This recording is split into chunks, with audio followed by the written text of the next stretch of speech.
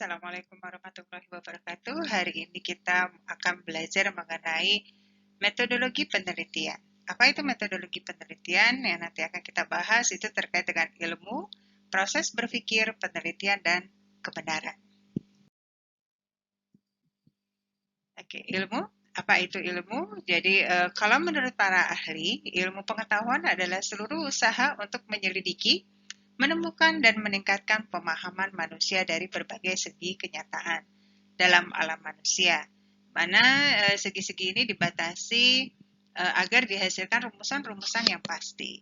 Kemudian ilmu juga bisa merupakan himpunan aktivitas yang menghasilkan banyak penemuan, baik dalam bentuk penolakan maupun pengembangannya, menurut Thomas Kuhn.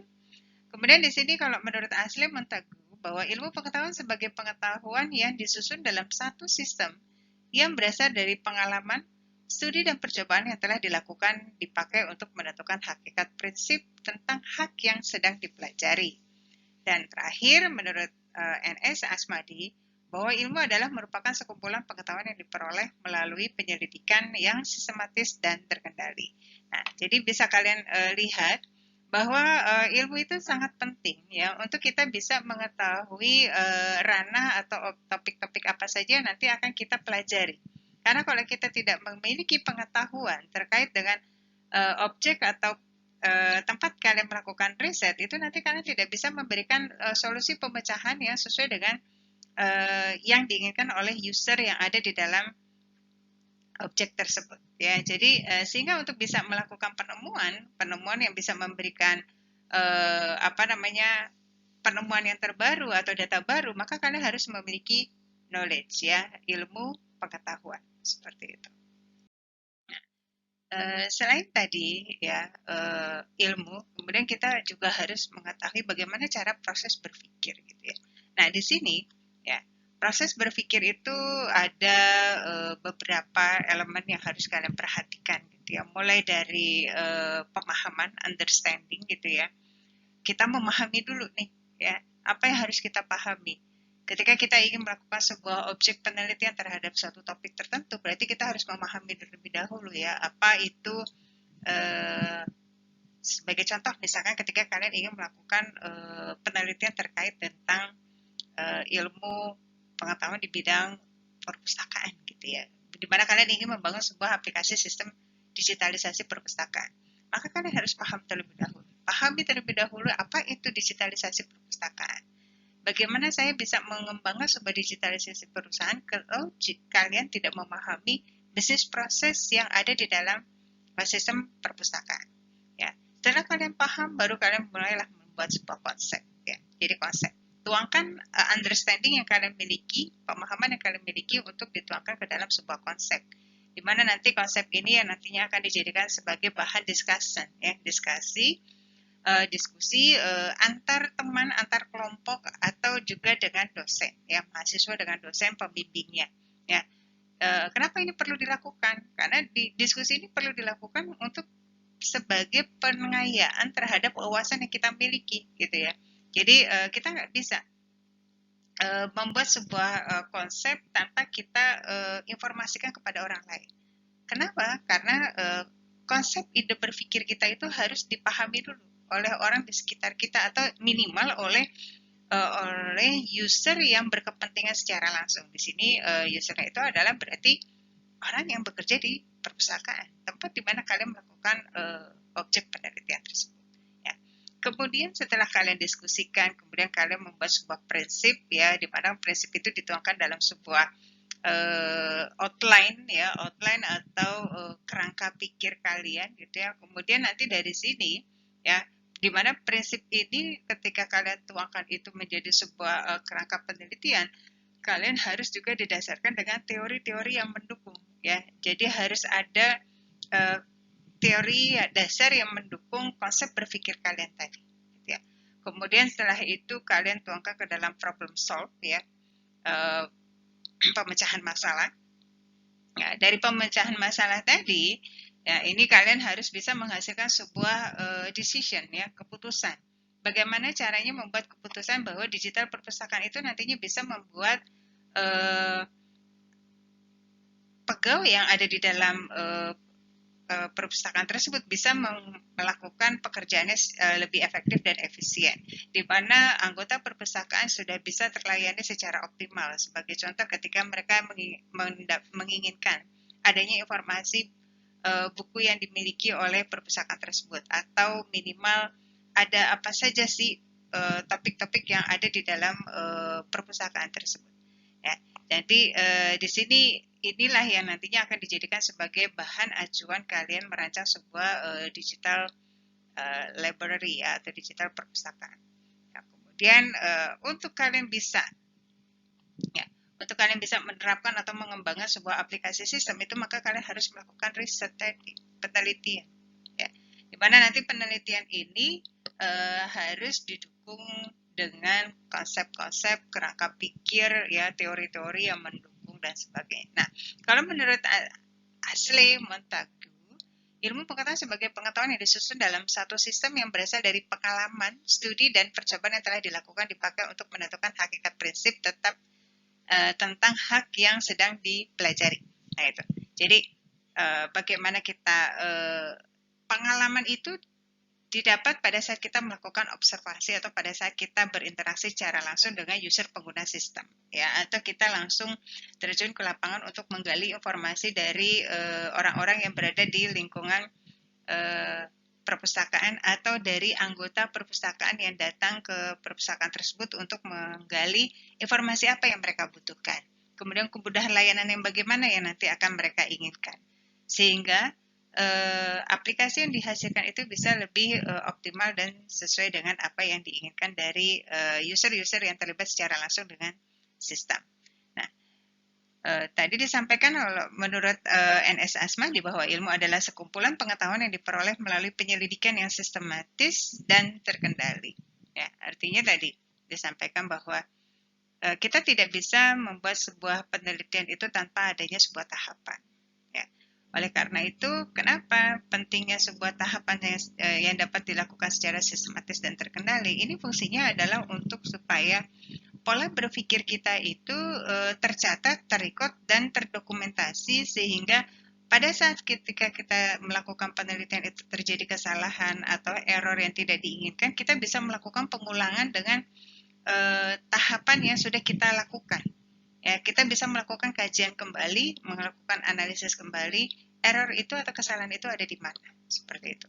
Nanti setelah kita melakukan tahapan-tahapan itu sampai dengan selesai dan sistem itu bisa diimplementasikan, baru tahapan itu menjadi tahapan yang harus kita tuangkan ke dalam metodologi, ya, metodologi penelitian. Nah, kemudian setelah itu penyusunan composing yang nantinya akan dijadikan sebagai dokumentasi terkait dengan apa yang sudah kita lakukan dan kita kerjakan. Nah, ilmu pengetahuan, metode ilmiah, dan penelitian. Apa itu ilmu pengetahuan? Ya, jadi datangnya itu dari mana? Kan gitu ya. Pertama, ketika seorang peneliti have a problem gitu ya, atau ketika orang mengalami sebuah kendala atau masalah. Nah, seorang peneliti pastinya akan merasa curious ya, keinginan tahuannya itu sangat tinggi untuk mempelajari what's wrong the problem, ya, apa sih yang salah di dalam sistem tersebut, kayak gitu ya. What is the problem on the system yang existing system gitu ya. Jadi nanti di sini bisa kita lihat bahwa permasalahan itu harus kita gali dan kita pelajari serta kita ketahui untuk kita jadikan sebagai acuan untuk melakukan pengembangan atau perbaikan dari sistem yang ada, gitu ya. Nah, kemudian apa yang harus kita lakukan? When, ya. Kemudian when, why, and how do, ya. Bagaimana kita melakukannya, ya. Kemudian bagaimana kita melakukan pekerjaannya, atau mulai dari mana kita akan melakukan menggali keingintahuan untuk menggali permasalahan tadi, kayak gitu ya. Nah, dengan adanya metode non ilmiah ya, di sini kita sudah bisa berpikir gitu ya, atau mengira-ngira, memberikan kajian solusi berdasarkan experience ya, pengalaman. Ya, biasanya kan orang memberikan suggested atau memberikan decision itu berdasarkan pengalaman. Ya, Tapi kalau itu bisa kita lakukan jika kita tidak sedang melakukan kajian secara ilmiah, gitu ya. Kita bisa memberikan informasi atau solusi berdasarkan experience tanpa melakukan kajian terlebih dahulu. Kalau itu bukan berada di ranahnya penelitian ilmiah. Tetapi kalau kita sudah bicaranya itu adalah ilmu yang harus kita sampaikan atau sesuatu solusi yang kita sampaikan itu adalah merupakan hasil kajian ilmiah, maka harus berdasarkan metodologi yang memang sudah ada teoritis sebelumnya, gitu ya.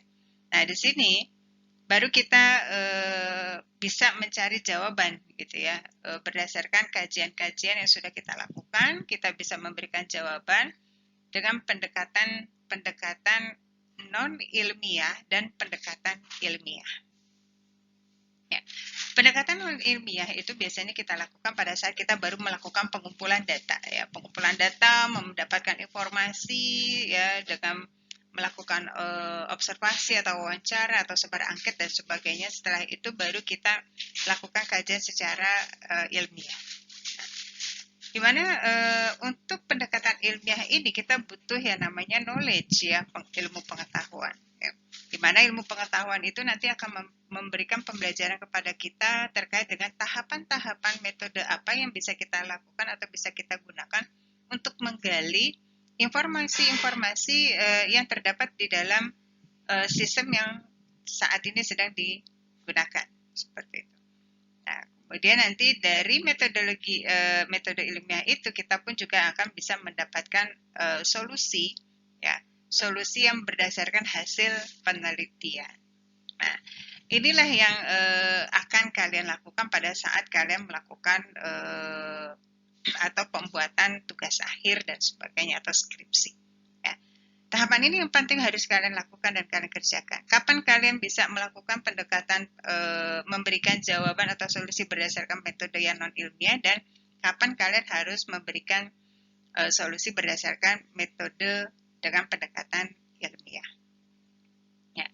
Jadi kalau kalian misalkan dengan metode non ilmiah itu kalian bisa memberikan saran kepada teman ketika mereka ada masalah yang memang itu terjadi dan sering berulang, kan gitu ya. Kalian bisa memberikan itu dengan pengalaman yang sudah kalian lakukan. Tapi kalau misalkan berdasarkan teori, kemudian hasil riset, itu harus didukung dengan data-data yang sesuai. Dan itu harus dikaji. Nah, dikaji harus diuji dan sebagainya. Kemudian nanti di sini setelah kita mendapatkan knowledge tadi, maka kita baru bisa mendapatkan the truth, ya, kebenaran. Kebenarannya bagaimana nih hasil pengujian kita? Ya, kalau kita melakukan kajian berdasarkan riset, penelitian, pasti kita akan mendapatkan kebenaran dari data-data yang sudah kita olah tadi, kayak gitu.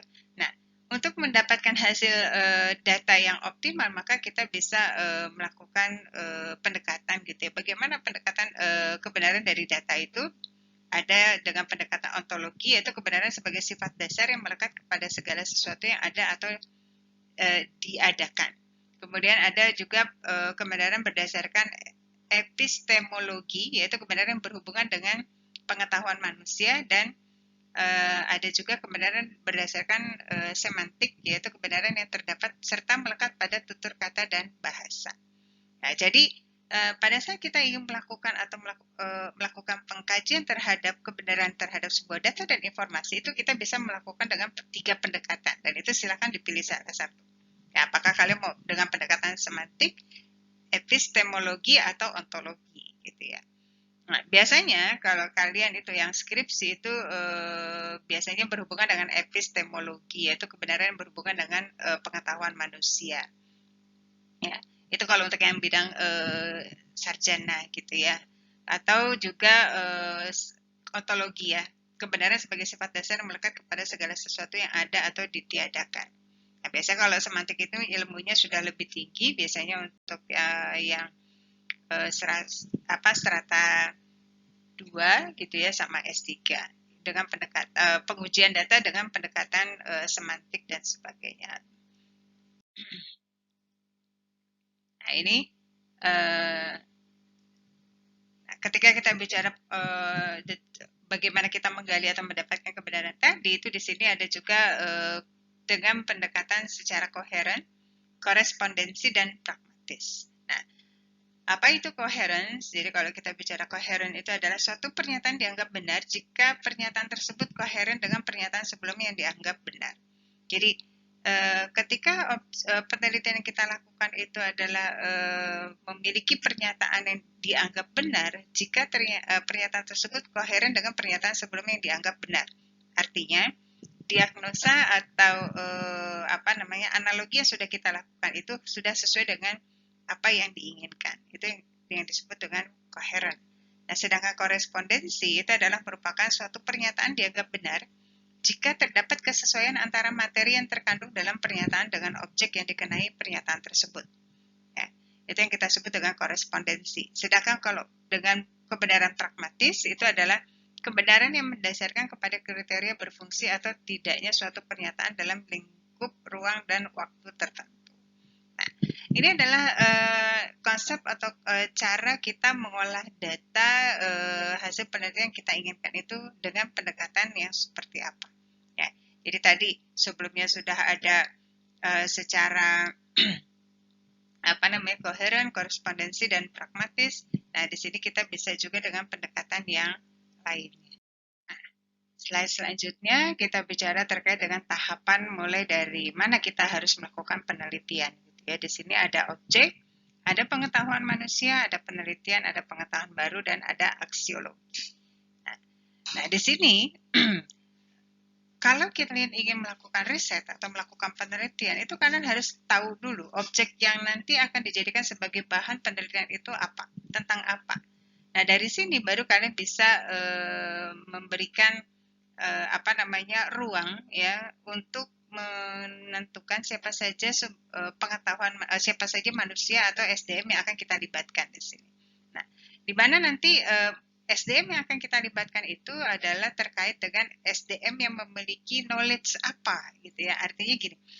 Jadi kita sudah harus bisa menetapkan orang-orang yang akan kita libatkan di dalam penelitian nanti itu adalah orang yang memang memahami lingkup pekerjaannya.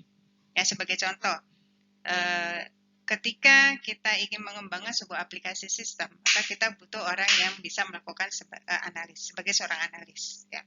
Di mana nanti seorang analis ini dia akan melakukan kajian analisis terhadap objek yang nanti dijadikan sebagai topik penelitiannya. Kemudian SDM yang kita libatkan lagi adalah SDM yang bisa membuat UI UX design. Ya, bagaimana SDM ini memiliki kemampuan untuk mendesain tampilan layout daripada aplikasi programnya itu sesuai dengan kebutuhan daripada si user. Kemudian kita melibatkan lagi ada programmer, di mana nanti programmer ini akan mendapatkan tugas untuk mentransformasikan hasil dari seorang analis pada saat dia melakukan desain rancangan dan UI UX. Setelah itu ditransformasikan ke dalam coding program untuk dijadikan sebagai aplikasi sistem yang nantinya bisa digunakan atau dijalankan, baik itu secara based on website atau mobile apps ya dan sebagainya. Nah, itu adalah contoh terkait dengan mengapa kita perlu melibatkan sumber daya manusia di sini yang memiliki kemampuan sesuai dengan bidang ilmunya gitu ya. Baru kita bisa mulai mengerjakan riset. Ya, setelah kita menetapkan fungsi daripada tugas masing-masing sumber daya yang kita libatkan di dalam penelitian, baru kita mulai masuk kepada tahapan penelitian. Nah, di dalam penelitian ini kita akan membuat atau menggunakan metode-metode apa yang kita gunakan pada saat kita melakukan tahapan penelitian itu menggunakan apa? Apakah menggunakan agile ataukah menggunakan SDLC menggunakan pendekatan waterfall ya atau menggunakan RAD atau prototyping dan sebagainya. Nah, di sini kita melakukan pemilihan metodologi apa yang kita gunakan pada saat kita ingin melakukan penelitian untuk menyelesaikan permasalahan yang ada di dalam objek tempat di mana kita melakukan riset. Ya, setelah itu baru hasil penelitian ini harus bisa memberikan informasi atau knowledge yang baru. Artinya, permasalahan yang terjadi yang ada di dalam objek tempat di mana peneliti melakukan riset itu harus bisa dipecahkan. Ya, dipecahkan dengan menggunakan atau memanfaatkan teknologi knowledge yang baru, ya seperti itu. Jangan sampai nanti new knowledge ini itu justru malah menambah beban atau menambah permasalahan yang ada di lingkungan objek tempat kita melakukan riset. Jangan sampai seperti itu. Nah, baru nanti dari sini maka muncullah aksiologi, di mana aksiologi itu akan merupakan ilmu yang menyelidiki hakikat nilai dari suatu sudut filsafat dan jawaban untuk apa knowledge atau ilmu dipergunakan seperti itu. Oke. Nah, di sini pengertian daripada metodologi penelitian itu adalah kalau menurut J. Suprapto MA, itu penelitian adalah penyelidikan dari suatu bidang ilmu pengetahuan yang dijalankan untuk memperoleh fakta-fakta atau prinsip-prinsip dengan sabar, hati-hati serta sistematis. Nah, kemudian menurut Sutrisno Hadi MA dan dalam Khalid itu riset merupakan usaha untuk menemukan, mengembangkan dan menguji kebenaran suatu pengetahuan. Sedangkan kalau menurut Joseph dan Yosef pada tahun 1979, penelitian adalah art and science guna mencari jawaban terhadap suatu permasalahan.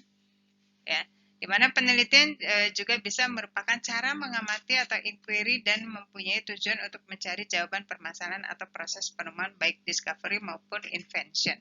Ya, baik dengan dilakukan dengan cara discovery, ya, pengumpulan daripada dokumen-dokumen yang ada yang disesuaikan dengan kebutuhan untuk menghasilkan sebuah penemuan yang baru, ya, seperti itu.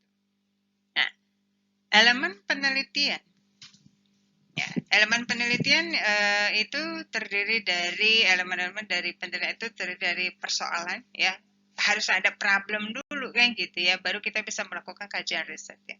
Biasanya penelitian itu dilakukan karena ada masalah. Kalau tidak ada masalah kan kita tidak perlu melakukan riset, ya. Tapi lebih cenderung penelitian itu pasti dilakukan setelah adanya masalah, ya. Kecuali penelitian itu orang yang berpikir zaman dulu, ya, penelitian itu dilakukan setelah ketemunya masalah, ya. Tapi sekarang orang nggak perlu cari masalah dulu kalau ingin melakukan penelitian. Ketika dia ingin memberikan sesuatu hal yang lebih mudah lagi atau menginginkan sesuatu yang lebih baik lagi untuk human lifestyle gitu ya, maka dia melakukan peningkatan-peningkatan terkait dengan layanan-layanan yang diinginkan seperti itu. Walaupun sebenarnya dengan apa yang sudah ada itu sudah bisa diselesaikan, tetapi orang itu pasti ingin melakukan sesuatu hal yang lebih mudah lagi, sehingga dilakukanlah kajian-kajian. Nah, kajian-kajian ini dilakukan dengan cara ya itu tadi riset, ya. Nah, munculnya penelitian atau riset tadi disampaikan bahwa pertama kali pastinya akan ada problem kan gitu ya, berbagai kemungkinan jawaban, ya, ada masalah. Kemudian dengan adanya masalah ini muncullah alternatif solusi dari pemecahan masalah gitu ya, atau berbagai kemungkinan jawaban gitu ya. Dimana nanti setelah adanya kemungkinan jawaban itu kemudian ada pengumpulan dan penilaian data untuk mengarahkan pilihan atas kemungkinan jawaban tersebut, ya. Jadi ada alternatif pemecahan masalah, kemudian dari alternatif itu kita harus melakukan pemilihan. Mana alternatif yang paling baik yang bisa diimplementasikan di tempat di mana kita melakukan riset tadi, gitu ya. Nah, disinilah peranan riset. Kita memberikan alternatif yang terbaik yang bisa digunakan oleh user pengguna sistem tadi, gitu ya. Nanti di sini yang pertama itu adalah membantu memperoleh pengetahuan baru, kemudian memperoleh jawaban atas suatu pertanyaan dan memberikan pemecahan atas suatu masalah. Nah, dari ketiga peranan riset tadi inilah yang nantinya penelitian itu memiliki fungsi dalam hal membantu manusia meningkatkan kemampuannya untuk menginterpretasikan fenomena-fenomena masyarakat yang kompleks dan berhubungan sehingga fenomena tersebut mampu membantu hasrat ingin tahu manusia. Oke. Nah, jadi di sini bisa kita lihat struktur hierarki daripada penelitian gitu ya. Jadi kalian harus tahu dulu nih goals-nya mau kemana, kayak gitu ya. Jadi tujuan penelitian itu apa? Jadi kalau kita nggak tahu tujuan penelitian kita ya bubar jalan kan gitu ya, nggak usah melakukan penelitian gitu ya. Jadi kalian harus tahu dulu nih tujuan penelitian itu apa. Karena dari kalian tahu tujuan penelitian maka kalian bisa tahu tahapan-tahapan apa yang harus kalian lakukan gitu ya. Jadi nanti di sini ada penemuan gitu ya. Dari penemuan ini kita pasti butuh data, akan menghasilkan sebuah data baru gitu ya. Kemudian nanti di sini ada pembuktian ya, penemuan ini harus kita buktikan benar tidak kayak gitu. Nah, bagaimana cara kita membuktikan? Nah, pembuktian ini dengan cara riset tadi kayak gitu. Riset itu terjadi ketika ada problem, kemudian kita ingin melakukan penemuan atau memecahkan permasalahan tadi, dan kita harus didukung dengan data gitu ya. Data untuk membuktikan eh, apa namanya hasil daripada penelitian kita kayak gitu. Pembuktiannya bagaimana? Ya dengan cara melakukan verifikasi dan melakukan validasi terkait dengan data yang ada saat ini kita bandingkan dengan data yang baru, hasil dari pengolahan data setelah melakukan kajian. Setelah itu baru kita bisa melakukan develop ya, pengembangan. Nah, di mana di dalam pengembangan ini kita akan memperdalam dan memperluas knowledge yang ada. Nah, ini tujuan penelitian itu dilakukan. Jadi nanti kalau kalian mau melakukan penelitian, terutama untuk skripsi gitu ya, jadi kalian harus tahu dulu nih ya tujuannya apa, kemudian kalian harus bisa menemukan sesuatu gitu ya. Artinya ketika kalian ketemu masalah di dalam sebuah organisasi atau perusahaan, maka kalian harus melakukan penyelesaian masalah, memberikan solusi. Nah, pada saat melakukan pemberian solusi ini kalian pasti akan menemukan sebagai apa memberikan penemuan ya, invention gitu ya. Bisa memberikan penemuan yang baru terhadap data baru berdasarkan hasil evaluasi analisis data-data yang ada saat itu. Ya, seperti itu.